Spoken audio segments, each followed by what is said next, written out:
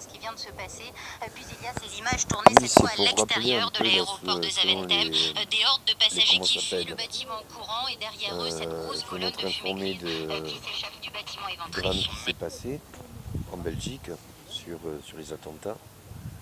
Alors c'est triste parce qu'on se rend compte que dû aux responsabilités de nos chefs d'État, qui sont eux-mêmes chefs des armées, hein, ils ne veulent pas régler un problème qui est euh, de l'humanité, hein, c'est-à-dire les immigrants, tout ça.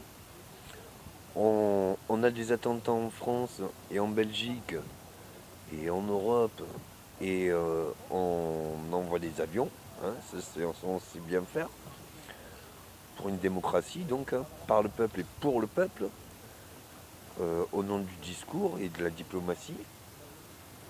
Et là où ça en devient dangereux, c'est que si nos chefs d'État, nos chefs des armées ne comprennent pas le message et veulent par insécurité dire ben, pour la sécurité nous allons répondre avec force, ben, dites-vous bien que les lois de la rue, c'est toujours trouver plus fort que soi, plus kamikaze que soi, plus désespéré, et plus de personnalités qui n'ont rien à faire de la force ou du danger ou même autre, de la violence, et ils vont par violence répondre par la violence. Là où ça en devient désastreux, c'est qu'encore une fois, c'est la population, hein, monsieur tout le monde qui est vraiment innocent, et madame et les enfants qui payent. Donc est-ce que pour une fois, les chefs d'État européens vont se réunir pour accueillir les émigrants, hein, se sentir un peu concernés par les guerres qu'ils engendrent, et arrêter les mouvements armés, puisque de quoi on se mêle de régler des terroristes à l'étranger, si justement ça nous crée une insécurité dans le pays. Voilà. Est-ce qu'en donnant des raisons aux kamikazes, plus qu'extrémistes, aux kamikazes de ne pas répondre, est-ce qu'on leur donne des chances de ne pas répondre ou est-ce qu'on leur donne des chances de se sentir encore plus opprimés, encore plus jouer contre la violence et de devenir encore plus kamikazes? Donc là où ça devient dramatique, c'est encore la population qui paye. Et tout ça parce qu'on ne s'oppose pas aux chefs d'État, aux chefs des armées en disant non, nous entre les extrémistes ou l'insécurité chez nous, les extrémistes d'ailleurs, ils ont beau être ailleurs, ils dérangent moins que s'ils étaient dans le pays. Et qu'on se rende compte que là, il y a un afflux, je ne sais pas si vous le sentez, hein, comme moi. Hein, au départ, c'est un attentat de temps en temps. Là, c'est plusieurs attentats, coup par coup, euh, en Europe. Et bientôt, ça pourrait être toute l'Europe, plusieurs attentats, au coup par coup. Hein. Et peut-être que dans un mois, il y aura plusieurs attentats qui lâcheront en Europe. Donc ça en devient tellement dangereux que vaut mieux que les chefs d'État se réunissent, hein, qui sont tous les chefs des armées en plus, qu'ils se réunissent en disant qu'est-ce qu'on fait pour les droits d'exil, qu'est-ce qu'on fait pour les émigrants qui fuient les guerres, puisqu'ils connaissent trop d'insécurité. Donc en cas d'insécurité, est-ce qu'on peut être accueilli par un autre pays, comme le nôtre?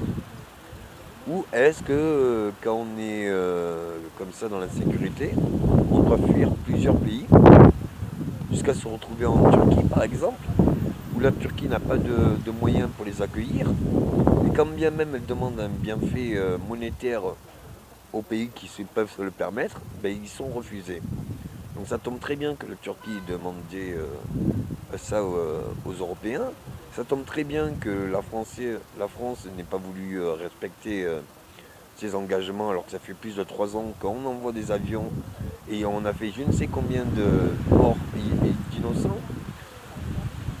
Parce que là on parle en fait, c'est pas de sécurité ou de guerre, c'est surtout de morale. Hein, morale. Et qu'on ne me demande pas moi personnellement qu'est-ce que je pense, j'ai travaillé pendant 3 ans avec le gouvernement français, même pas un mois j'étais payé, et je peux même pas avoir mes enfants, dû à ma génétique. Alors qu'est-ce qu'on fait? Qu'est-ce qu'on fait? Parce que ça devient critique. Ça en devient critique. Et encore, j'ose avouer, selon mon regard, qu'on a de la chance. Oui, on a de la chance. Alors on arrête un bateau, où il y a un bateau de kamikaze qui vient sur les côtes. Et disons, un bateau c'est 30 ou 50 personnes. 30 ou 50 kamikazes viennent en Europe, ça fait des dégâts. Mais si maintenant, disons qu'il y ait 30 ou 50 bateaux, ben là c'est impossible pour la sécurité de braquer tous ces kamikazes qui voudraient venir en Europe, faire des attentats. Donc, messieurs les chefs d'État, réunissez-vous bien. Prenez bien en compte ce message qui est très pris au sérieux, qui est une étude spécialisée des mouvements armés et des mouvements d'insécurité et de troubles et d'attentats dus aux travaux que vous m'avez demandé de faire et d'exécuter. Au nom de l'ordre mondial, veuillez résoudre une bonne fois pour toutes cette situation. Ça en devient infernal en tant que population, mais ça devient infernal mondialement, la crise est mondiale.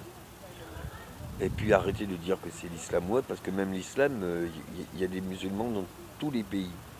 Donc si vous braquez contre l'islam, j'ose même pas penser que fait si tous les islamistes se disent qu'ils sont opprimés parce qu'il y a des discriminations, parce que X raisons, ils se doivent d'être kamikazes.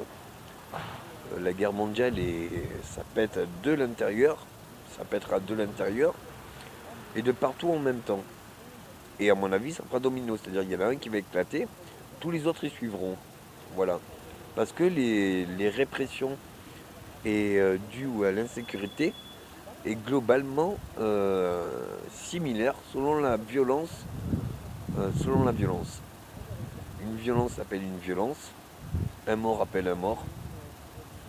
Alors en temps de guerre, qu'est-ce qu'on fait? Puisque tout le monde dit qu'on est en guerre, oui on est en guerre.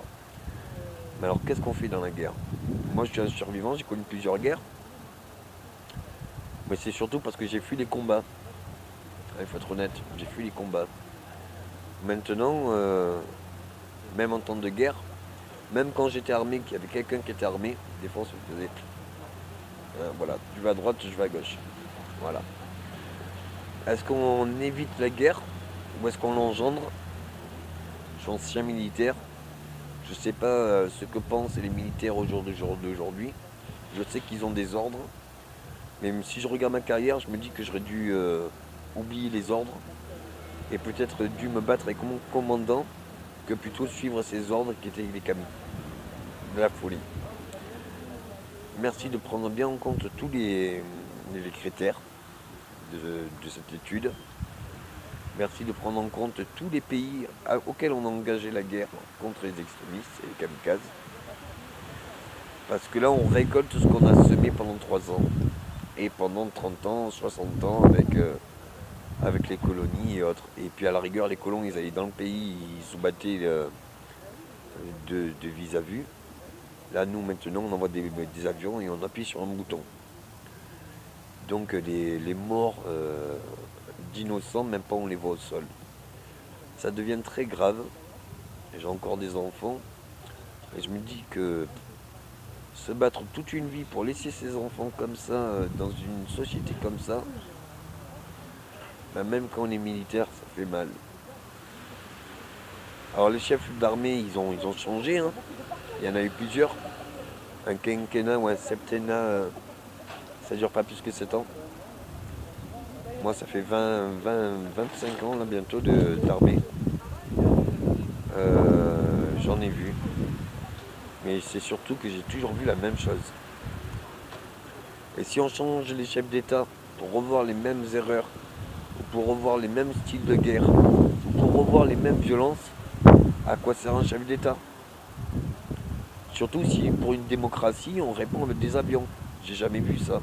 Une démocratie, c'est un discours, une confrontation par discussion. Si on n'arrive pas à parler, autant se taire et ne pas agir. Voilà pourquoi je me tais maintenant. À vous d'agir.